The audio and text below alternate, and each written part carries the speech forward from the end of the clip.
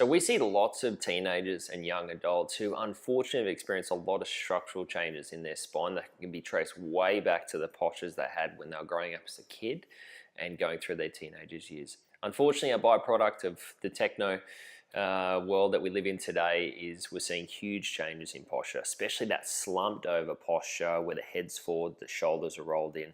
That causes major problems later on in life. And so I'm really passionate in the practice about making sure we're educating all of our patients and the kids to maintain the right habits growing up so they don't suffer these problems later on in life. One of the biggest things to realize and understand that when you're using an iPad, a phone, a laptop, I want you to make sure all the kids are doing it when they're lying on their stomach and propped up with their elbows, and often even with a pillow underneath their chest.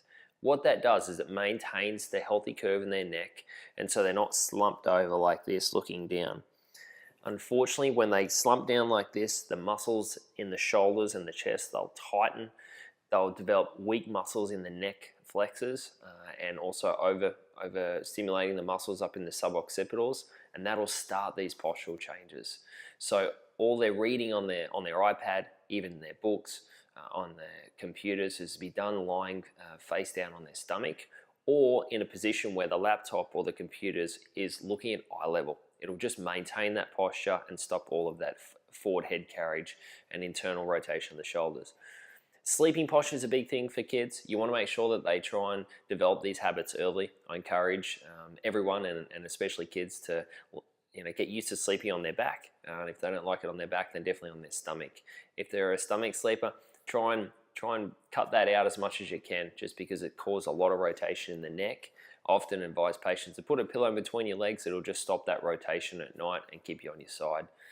The other thing that often I'll see is the school bags. It's so important to be using both straps. I've looked at x-rays of people in their 20s and they've seen massive changes, and it can even develop and accelerate scoliosis in kids when they're carrying it on one shoulder.